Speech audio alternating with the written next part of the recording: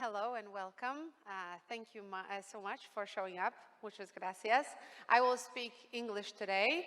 And, well, I will try to show you a bit of our work, what we do in the field of artificial intelligence, which is clearly a very booming field, a field that is opening up right now, and it's becoming vital for all sectors of industry, including marketing. So I want to start with showing you a bit of, let's say, what we do, but also present to you at what stage is artificial intelligence today. So I'm trying to make it work. Yeah. Back. Yeah. Okay. So today we will talk about relations with machines, about artificial intelligence as it presents itself to us, humans, as it communicates with humans, as it talks to humans. And I wanted to start with a kind of overview of where artificial intelligence is today.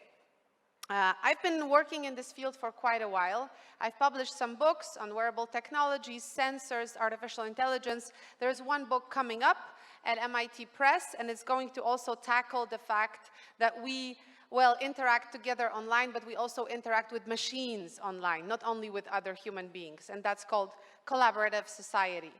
So first of all, let me start with this, I think, very overwhelming, at least to me, artificial intelligence hype.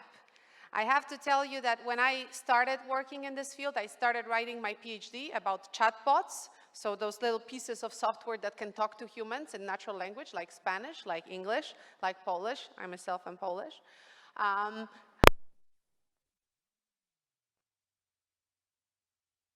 Computar el idioma. Cuando yo comencé a estudiar y a escribir sobre esto, mi supervisor de tesis dijo que era un tema pequeño, que a nadie le interesaba tanto la inteligencia artificial. Eso hace solo 7 años. Ella nunca se imaginó que este boom de la inteligencia artificial iba a aparecer tan rápido. Y yo dije, bueno, yo voy a hacer lo mío y voy a ver qué va a ocurrir. Bueno, chatbots como campo se ha esparcido de una manera muy dinámica. Tiene Siri, tiene Alexa, usted puede utilizar sistemas de traducción en sus teléfonos móviles, tiene diferentes entidades, diferentes compañías. Las compañías están creando chatbots para sus call centers, para un canal de comunicación con sus clientes potenciales o sus clientes existentes. Y es algo que está en su momento, todo el mundo habla de IA. Y bueno, hay algo que llamamos el verano IA. ¿Por qué estoy utilizando este término? Bueno, no recuerdo. Y mucha gente no recuerda eso, pero es cierto que en el pasado todos teníamos inviernos de IA, son periodos donde nadie creía en la inteligencia artificial. Si usted piensa en esta disciplina, esta ha estado evolucionando desde la década de los 40 y de los 50 y comenzó después de la Segunda Guerra Mundial. Al principio las personas decían, vamos a crear una máquina como un humano. Bueno, eso no ocurrió y tampoco ocurrió en 20 años o en 30 años. Aún no hemos llegado allí. Pienso que IA estaba prometiendo más de la cuenta y lo hizo durante mucho tiempo y luego algunos inversionistas dijeron no, nosotros ya no creemos en eso.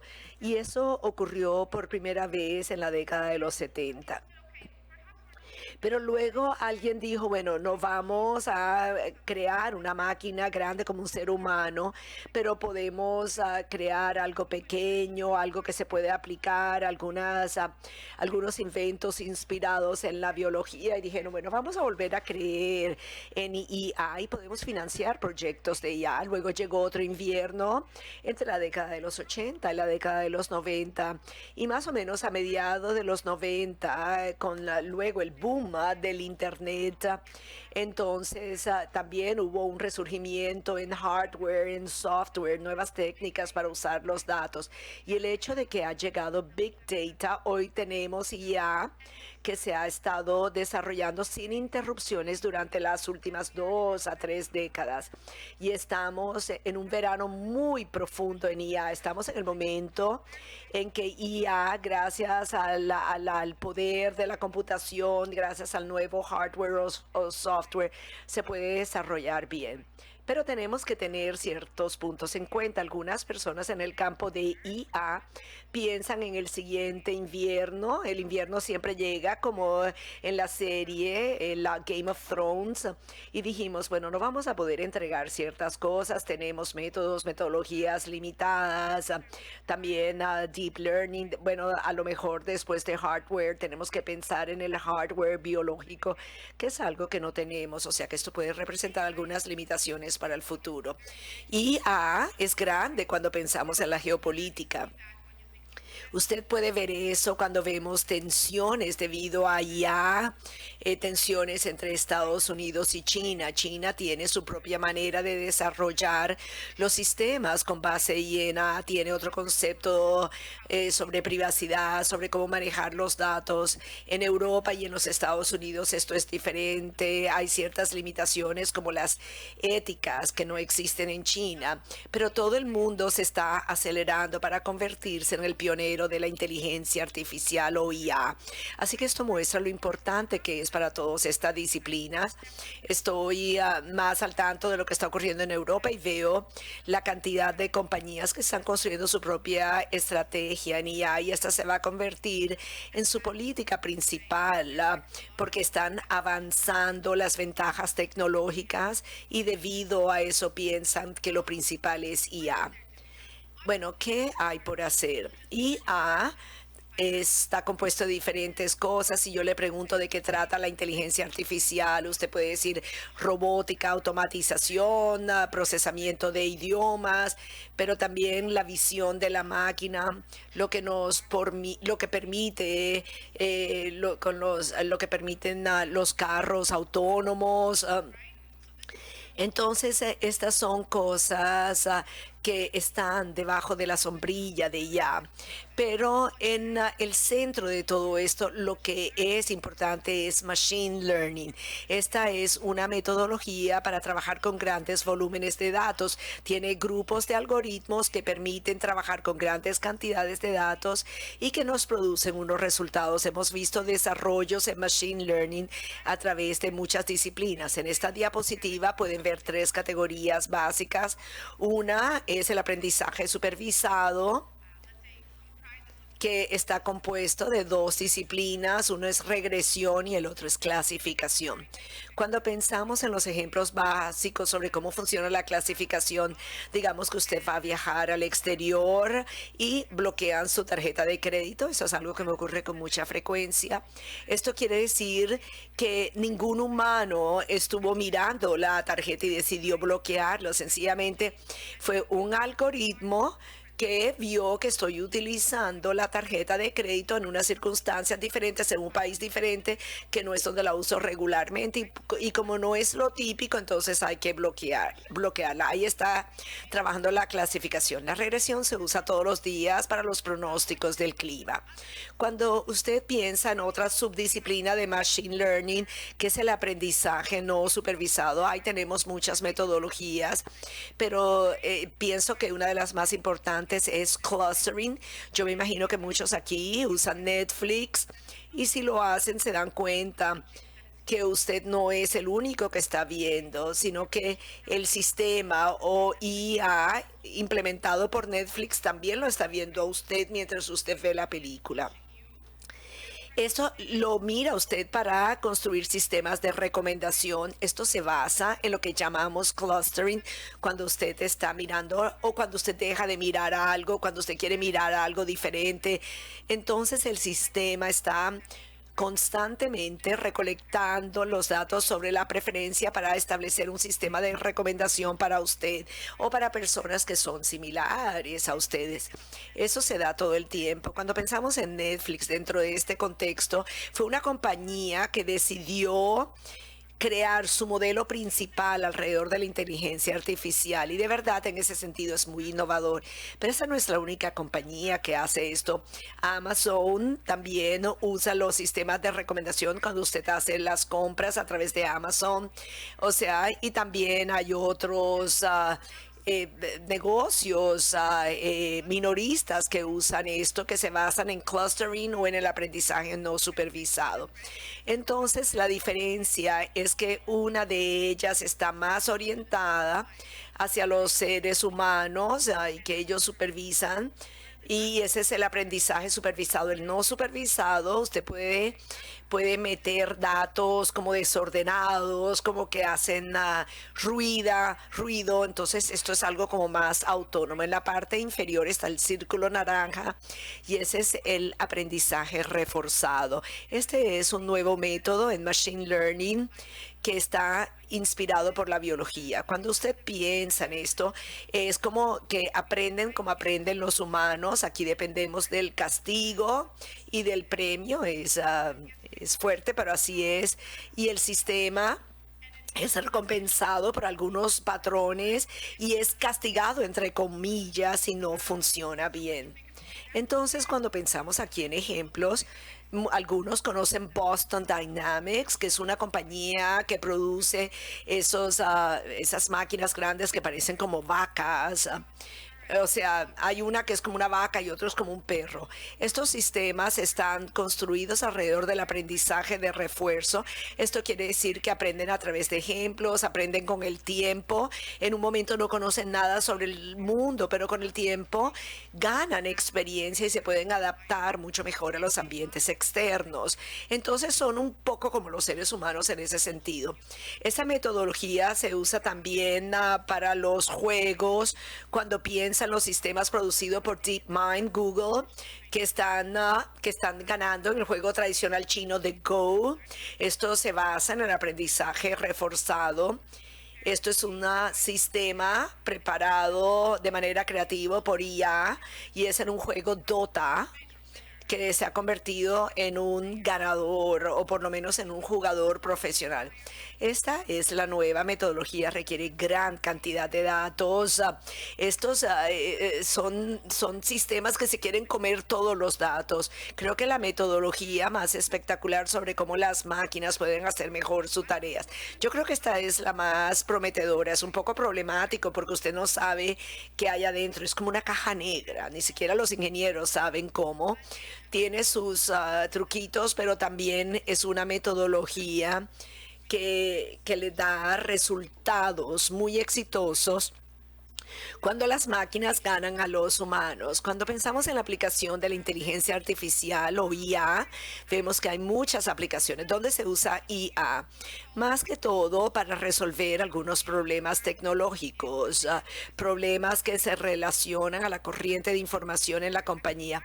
Pero si miramos esta diapositiva, tenemos que mercadeo o marketing es un segundo sector donde se puede utilizar IA para mejorar la compra de medios e influenciar el comportamiento de los clientes. Machine Learning puede ser utilizado ampliamente para estos propósitos en finanzas, en contabilidad. Esto es algo que se ha usado mucho tiempo, también en servicio al cliente. Esto se ha convertido en algo muy importante utilizar IA para la estrategia futura de negocios. Mucho se está dando en este campo. Ahora quiero hablarles sobre lo que hacemos como equipo. Trabajamos en un sector que se llama Botics, construir bloques que trabajan en línea, pero también hemos tratado de mejorarlos y para que puedan hablar con los seres humanos de una mejor manera, de una manera más fructífera o de una manera más satisfactoria para ambos lados. Bueno, vamos a ahondar en la historia de este sistema. El primer bot que fue comprado o construido fue en 1966. Eso hace mucho tiempo ya. Para muchas personas eso es sorprendente porque bot sigue siendo como muy tonto y no le hablan bien a los humanos, cometen errores, etcétera. O sea que es sorprendente saber que hace muchas décadas ese sistema ya estaba funcionando. No solamente estaba funcionando, sino que era un bot muy bueno. Su nombre, Eliza, y trabajaba como psicoterapeuta para los humanos y fue construido de una manera bastante sencilla y variaba la estructura de las frases. Por ejemplo, usted dice, yo fumo, entonces Eliza diría por qué, cómo, dónde, dependiendo del contexto. Entonces, usted fuma y cuando no era capaz de entender la estructura de la frase, porque no entendía el significado de la frase, solamente la estructura decía, ah, cierto, o en inglés, oh, really.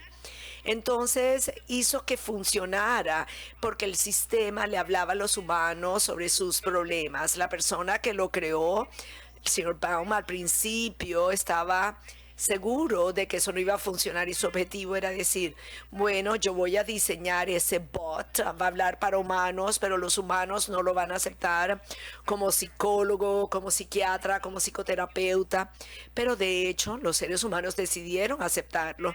Los seres humanos comenzaron a hablar con esto y muchos dijeron que estaban muy contentos con esa terapia, que formulaba las preguntas correctas y simulando el habla de los humanos en ciertas circunstancias se puede hacer bien. Lo puede simular diciendo, bueno, este sistema no va a conversar con usted, pero se comporta como si estuviese conversando con usted, entendiendo lo que usted dice. Algunos otros decidieron crear bots que iba a engañar a los humanos desde diferentes dominios. Por ejemplo, teníamos a Parry. Parry era un chatbox paranoide y siempre decía, alguien me está persiguiendo, alguien me está siguiendo, y repetía todo el tiempo esta frase. Y para muchas personas parecía como si fuera una persona bien paranoica. En realidad, en Botix tenemos, vamos a decir, algunas ideas aquí, allá, cómo realmente engañar a los humanos para que ellos piensen que les están hablando. ¿Por qué estábamos interesados en esto? El pionero de la inteligencia artificial dijo que cuando podemos construir una máquina que va a engañar a los humanos y que también es humano, esta máquina puede, digamos, pasar la prueba y se puede definir como inteligente. Entonces la idea era construir una máquina que realmente pudiera engañar a los humanos, pero engañar a los humanos hoy en día no es suficiente. No estamos interesados en crear sistemas fáciles, sintácticos, en sintaxis. La idea son sistemas que realmente son muy conscientes de su contexto, entender el sentido de lo que se está diciendo y que puedan realmente conversar con una persona. Eso para nosotros es interesante. Entonces, cuando pensamos en Siri, Google Now, Alexa o otros bots en Messengers, en todos esos sistemas son capaces de hablarle a usted en diferentes niveles, diferente a como lo hacía Eliza. Eso es algo que ha cambiado y eso es algo importante, especialmente con Google. Tal vez algunos de ustedes ya escucharon. Ellos decidieron construir su propio sistema que se llama Google Duplex. Este sistema te habla de una manera que realmente nunca te imaginarías que estás hablando con la máquina. Hace todos los gestos de, sí, te entiendo. Todas esas frases típicas que usamos digamos, en un lenguaje cotidiano, es usado por el sistema de una manera muy clara. Entonces habla de una manera que posiblemente podría pasar esa prueba realmente de que fuera un humano. Es interesante también. Otros sistemas interesantes también es Amazon. Está invirtiendo en inteligencia artificial en muchos dominios. Primero que todo, como ya dije antes, ha creado sus sistemas de recomendación, su propio ranker, digámoslo así, basado en sus preferencias de compra, pero basado en eso también ha creado esta pequeña cosa que ven aquí. Tengi. Mi hija habla mucho con Alexa y Alexa realmente es capaz de tener un diálogo con mi hija. Y también habla con nosotros, inclusive en cualquier idioma, incluyendo el español. Alexa es un asistente de compras que es capaz de entender qué es lo que quieres comprar, haciendo una lista sobre eso y haciendo un proceso de esa orden para que se pueda recibir las compras al día siguiente. Cuando estoy en Massachusetts, es así como se ve la lista de compras mía. Yo le digo a Alexa, por ejemplo, quiero pan, cebolla, manzana y jugo para mañana a las 6 de la mañana. Entonces Alexa dice, confirmado. Eso fue todo el proceso de compra. Entonces es una experiencia bien diferente de compras a las que estamos acostumbrados, pero no para ahí, para Amazon. Recientemente comenzó a hablar de cómo podrían utilizar Alexa para transacciones financieras. Entonces quieren volverse esos intermediarios también con los bancos, porque por ejemplo ustedes pueden decirle, Alexa, transfiera $12 a esta persona. Y Alexa dice, confirmado, se ha conectado a mi cuenta de banco y hace la transferencia bancaria. Por lo tanto, es muy interesante cómo Amazon está tratando de construir un portal holístico de interacción con los humanos. Entonces, yo sé que en esta conferencia se está hablando sobre los millennials, que es la nueva generación, la generación Z y yo creo que también es muy interesante saber que esta generación está muy contenta de tener estas interacciones. No están interesados en aplicaciones más. Cuando se tiene que tener una aplicación diferente, por ejemplo, para compras, para transacciones financieras otra, jugar con otra aplicación, para calendario eso ya no es tan interesante. Para las generaciones más jóvenes es mucho más interesante tener un portal que sea, por ejemplo, un portal con una voz que les permita hacer lo que ellos quieran. Por ejemplo, si quieren escuchar un chiste, si quieren saber cuál es el pronóstico del clima, y todo está sucediendo a través de un solo canal de interacción, por ejemplo, como Alexa. Por lo tanto, es muy interesante ver cómo todas las interfaces se están volviendo una en un chatbot. No solamente Alexa, en el futuro van a haber muchas más, pero definitivamente algo que es un lenguaje natural. Se usa su voz, dice lo que quiere hacer y el sistema te entiende. Entonces eso yo creo que es muy interesante. Es una metamorfosis que está ocurriendo en las interfaces hoy en día. Otro proyecto muy interesante que yo fui testigo es el Project Debater, es el que debate los proyectos hecho por IBM a principios de este año. IBM creó un computador que es capaz de debatir con los humanos sobre asuntos políticos muy importantes. En este caso, la interacción fue diseñada alrededor de si la educación debería ser paga o gratis. El humano, el que era quien insistía en que la educación tenía que ser paga, y el debatidor del proyecto decía que no, que tenía que ser libre en el futuro. Y estaban discutiendo todo el tiempo entre ellos.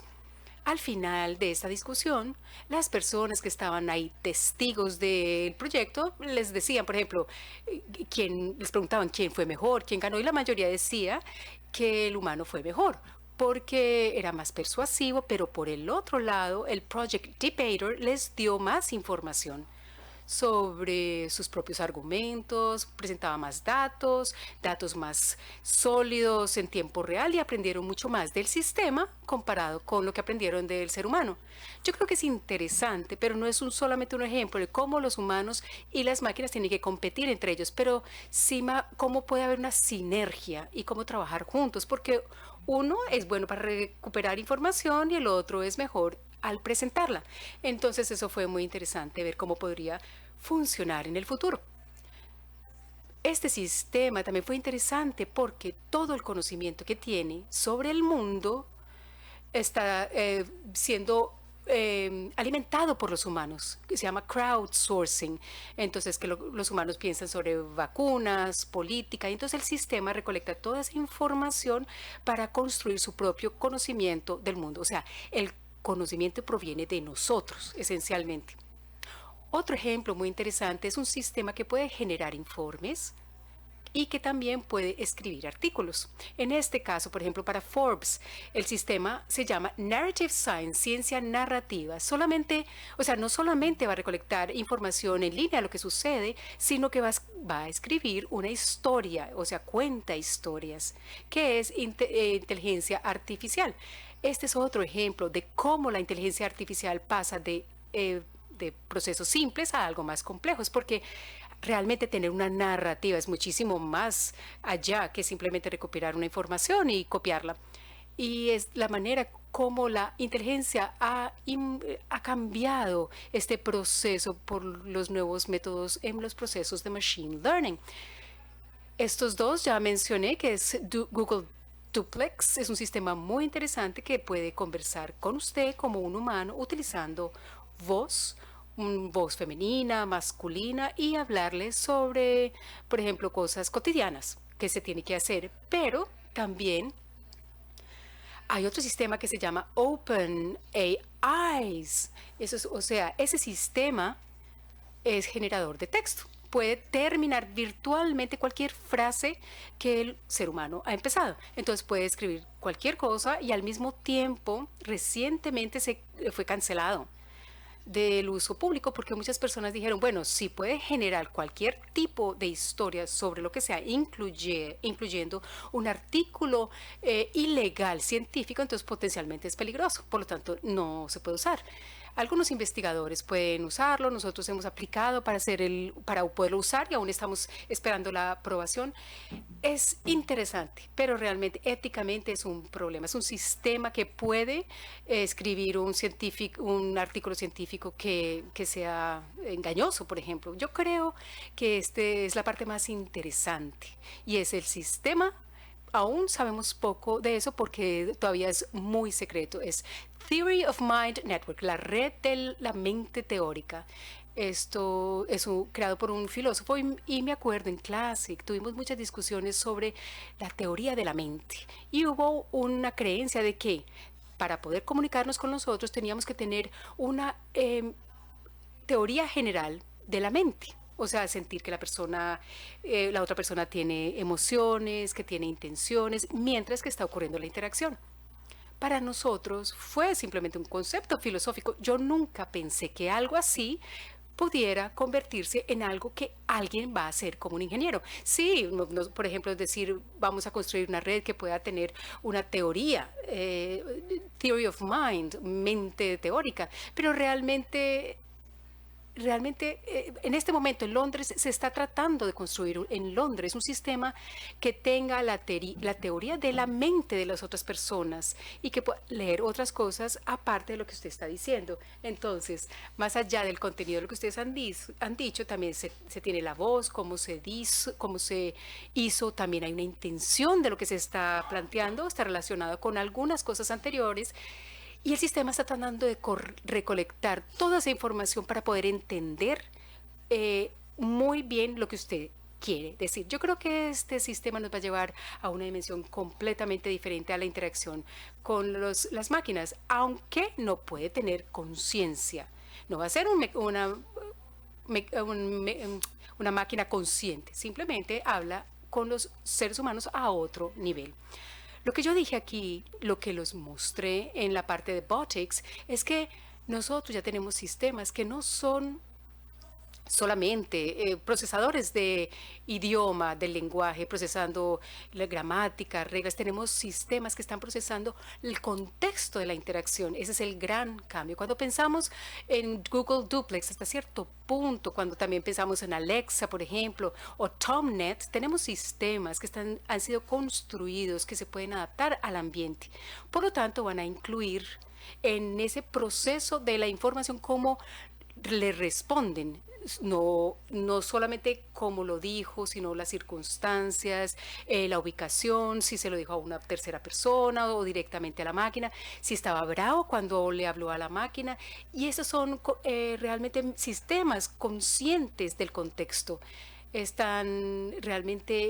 una tendencia que es la mezcla de Internet de las cosas y la inteligencia artificial. Tenemos sensores en todas partes que leen lo que se está haciendo, dónde ha estado, lo que ha hecho, cuándo lo hizo, qué tan activo estuvo durante el día. Y estos sensores están ubicados en diferentes partes y pueden recolectar mucha información y pueden también alimentar los sistemas de inteligencia artificial. Por ejemplo, si tienen un smartwatch que no solamente lee lo que yo le dije, sino que puede leer el pulso mientras lo dijo, cuál era la hora, si era la mañana, en la tarde. Entonces, todas son informaciones muy relevantes para la inteligencia artificial y gracias a los sensores, los sistemas de inteligencia artificial los pueden leer hoy en día. La última parte de mi presentación es realmente compartir con ustedes lo que estamos haciendo, porque yo creo que es interesante. Estamos construyendo bots. Esto es un ejemplo. Este es un bot que habla polaco y lo instalamos en la Universidad de Konstanz, que es mi universidad en Polonia. Construimos este que se llama Ola, pero en realidad en polaco es Alexandra, ese es mi nombre, y el sistema fue contratado como un sistema virtual en la rectoría, de manera que podíamos responder preguntas sobre qué quieren estudiar los estudiantes, cuánto es el valor mensual de la universidad, cuáles son los problemas típicos, entre otras cosas. Simplemente hablaba con los estudiantes sobre sus problemas cotidianos. Hemos construido este sistema en 2 versiones. La primera tiene un rostro y es capaz de observar su mirada. Si usted lo mira, ella lo mira también. También puede hablarle usando la voz. La otra parte del sistema es solo basado en texto. Es, por ejemplo, una interacción a través de Messenger. Simplemente se responde con texto. No hay otros canales de comunicación. No hay observación, no hay voz, no hay nada. Entonces hay 2 versiones. Yo diría que una es mucho más humana y la otra menos. Por lo tanto, hemos decidido ver cuál de estos 2 sería más, digamos, más querido por los estudiantes. Aquel que es multicanal o solamente el texto. Y nos gustaba también entender lo siguiente. En la robótica existe una hipótesis que ya existe por algún tiempo, es que mientras más un sistema parezca un ser humano, menos nos va a gustar. Es la Uncanny Valley, ese se llama el nombre de la hipótesis. Yo creo que ellos parecen tan humanos que inclusive dan miedo. Esto es como raro, da miedo esa cara de ese bebé. Me acuerdo de las interacciones durante mi carrera con varios robots y tengo que decir que la mayoría de ellos en realidad cuando parecen humanos y sonríen, realmente uno se siente raro. Y eso es una respuesta biológica muy antigua, podríamos decir. Posiblemente estábamos equipados con este mecanismo de reconocer cuando algo está bien o no. Y si no podemos clasificarlo como un ser humano, si está vivo o no, simplemente decimos, no me gusta interactuar con esa persona o ese robot. Estábamos interesados, por lo tanto, en entender si eso se podía aplicar a los bots, porque ellos realmente no son físicos, ellos están en línea. Y realmente es importante que ese bot sea más humano o no, y esa era la pregunta. Por lo tanto, decidimos utilizar varios sensores, algo que nuestro laboratorio tiene para poder entender qué pasa durante la interacción. Entonces, conectábamos los electrodos a las personas, por ejemplo, aquí en su rostro para saber si estaban sonriendo, si estaban haciendo mala cara, y también colocábamos los electrodos para ver el pulso, el corazón y poder realmente entender qué estaba pasando con esa persona durante la interacción. Obviamente aquí los resultados no son muy claros, pero se puede mirar un poco más allá y tratar de interpretar las señales. Estas son señales que vienen, por ejemplo, del dedo, el electrodermoactividad. Él mide muy bien las respuestas ante el estímulo. Entonces, cuando se trata de procesar esa señal y se está haciendo un poco más inquisitivo, se ve alguna relación. Y acá podemos ver que el bot, que tiene un rostro, que está utilizando voz, se integra mucho más con el usuario, mientras que el otro, que es muy sencillo y que se basa en texto, no se integra demasiado con los humanos, no le gusta interactuar mucho con los humanos. Y luego tenemos otro canal de comunicación que es la mielografía facial, para ver si fruncimos el ceño o sonreímos. Todo eso indica el nivel de integración del bot. Cuando le pedimos a la gente que regrese al estudio, bueno, ¿cómo se sintieron? la interacción fue buena. No, dicen, de hecho no, eso me estresó. Entonces la respuesta que tenemos, esa integración fue negativa. Toca interpretar esa señal. La idea de que se integraban más era que estaban más estresados, tenían que hablar con algo que se pareciera tanto a un humano. Y el cuestionario que hicimos después del estudio fue mucho más cómodo. Se sintieron mucho más cómodos con el bot de texto porque era más digno de confianza. Y el bot con base en texto se consideró mucho más confiable, mientras que el otro se consideró un poco estúpido y no tan confiable. Entonces, tenemos este valle de comodidad o incomodidad con los bots, así que cuando un bot tiene que interactuar con un cliente, toca prestar atención cómo se construye, hay que construirlo de la forma adecuada. Lo último que quiero mostrarles es el último estudio, que es una combinación de inteligencia artificial encima de más inteligencia artificial. Entonces hemos utilizado este sistema que se llama TryFinder, que fue diseñado por mi jefe Peter Glore en MIT, y es un sistema que toma cualquier tipo de muestra de datos que le alimentemos y categoriza los datos utilizando datos de texto en categorías principales para ver quiénes somos como metáfora, pero asumamos de que esto es cierto. Ok, tenemos acá varias categorías y digamos que yo tengo acceso a los datos de tu Facebook o de tu Twitter. Twitter es más fácil, Facebook es más difícil acceder a los datos, pero díganme que ustedes me permiten utilizar los datos. Tienen una cuenta de Twitter y yo tengo toda la información que ustedes han escrito en Twitter en una línea de tiempo. Estamos hablando de datos del pasado y datos del presente, y lo coloco en un sistema que es un sistema de categorización de inteligencia artificial que está entrenado para reconocerlo a usted dentro de varias categorías. Tiene que adivinar si usted tiene, digamos, ciertas preferencias hacia ciertos estilos de vida. Usted es una persona rumbera, usted es una persona de vida sana, usted es una persona que no es muy dinámica, es más bien sedentaria. Y también la ideología. ¿Es usted una persona que se queja mucho? ¿Es usted una persona conservadora? ¿Es usted un progresivo? ¿Es usted un libertario o un socialista? Entonces el sistema también trata de adivinar cuál es su personalidad. Acá tenemos solamente dos categorías porque podemos discernir la forma en que usted habla. Si usted utiliza una cantidad de nosotros debemos, que son frases normativas, el sistema lo va a categorizar a usted como un político. Los políticos motivan a los demás a hacer cosas, mientras que un periodista, que es la otra categoría, es la persona que hace preguntas y que no sabe las respuestas. Esta es la otra categoría. Obviamente cuando miramos esto, no se trata de lo mismo que podemos hacer. Hay otras categorías que podemos integrar, pero estas son las dos más funcionales. Tenemos ideología, recreación, estilo de vida, realidad alternativa. Es una persona que cuida de su tierra natal. ¿Es usted una persona patriota? ¿Es usted un tecnócrata? Una persona que le gusta la tecnología. ¿Es usted un ecologista o es usted más un espiritualista? Entonces tratamos de recuperar todas estas categorías porque nuestro sistema está entrenado para hacer eso. Lo hacemos para personas individuales o para marcas, y obviamente es una forma de medir la reputación de las marcas también, cómo otras personas las perciben. No tomamos solamente los datos pasados, sino también los datos acerca de ustedes. Ustedes son una compañía, vamos a tener un hashtag con el nombre y luego va a haber algo al lado de eso.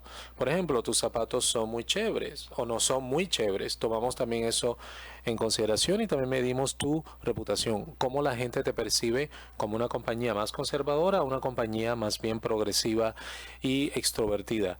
¿A quién cubrimos? ¿Quiénes son nuestros clientes? Esto también es algo que podemos hacer con sociometría.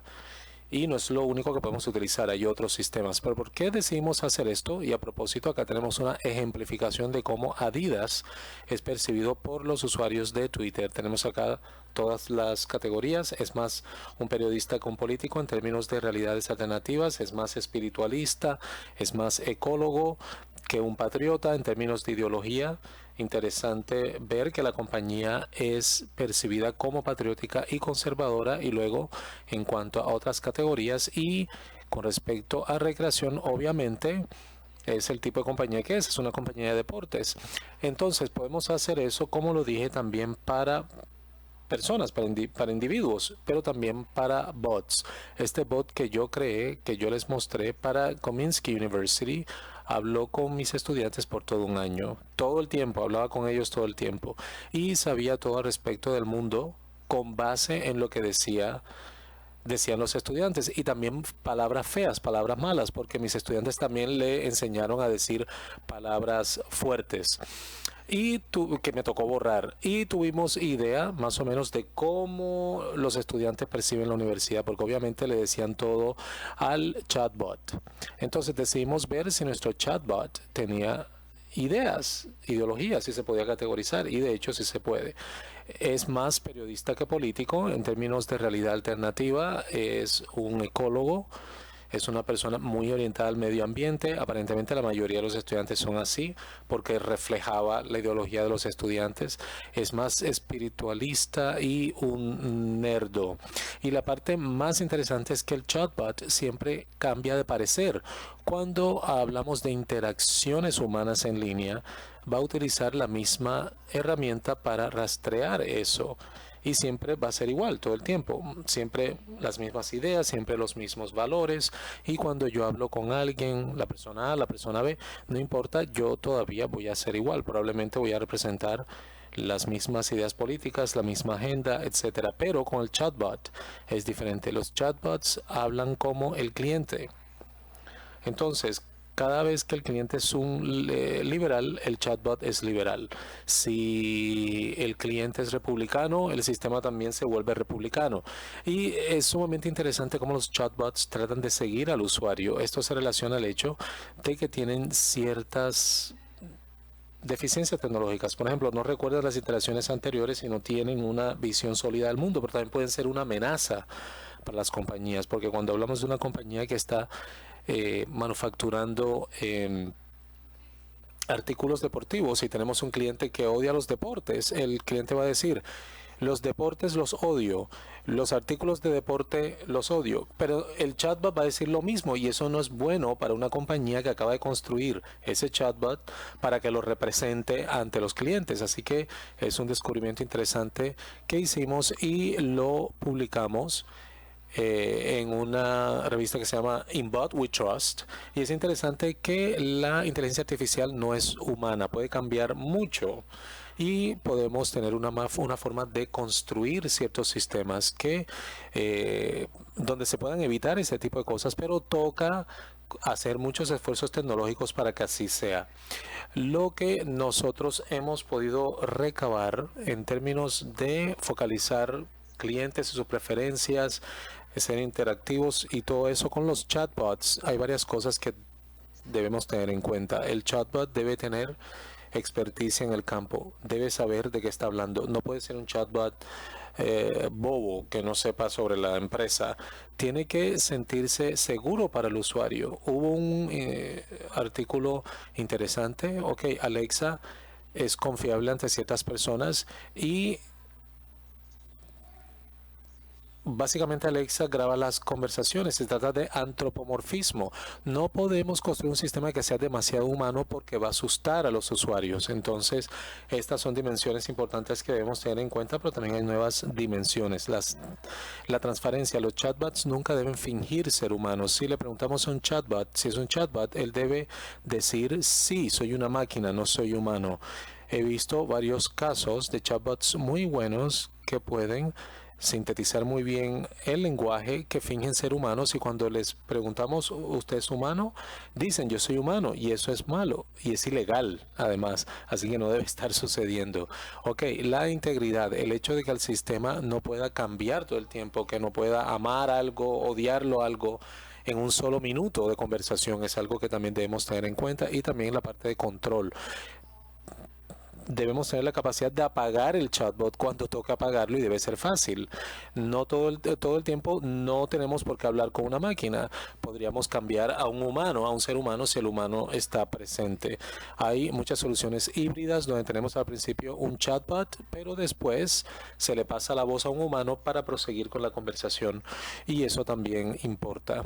Ok, vamos a tratar de investigar todo esto en más detalle. Entonces, lo último que quiero compartir con ustedes es que tenemos un nuevo proyecto que va a salir. Se le llama el Colega Digital, Digital Coworker, y voy a unirme a el programa de trabajo y vida de Harvard acerca de trabajo automatizado y vamos a trabajar en un sistema que afecte la efectividad humana. Entonces vamos a generar un bot que ayude con el trabajo analítico. Si ustedes están escribiendo un reporte económico o algún tipo de trabajo con base en cognición, ustedes pueden tener un sistema asistido que pueda apoyar y alimentar su trabajo de tal forma que se facilite y se pueda completar más rápido. Es algo que estamos tratando de hacer hoy en día. Si hay alguien en la sala que le gustaría hablar al respecto de ello, posteriormente en los pasillos podemos hablar de eso y en realidad los convido a hablar conmigo posteriormente y por ahora simplemente quiero decirles gracias.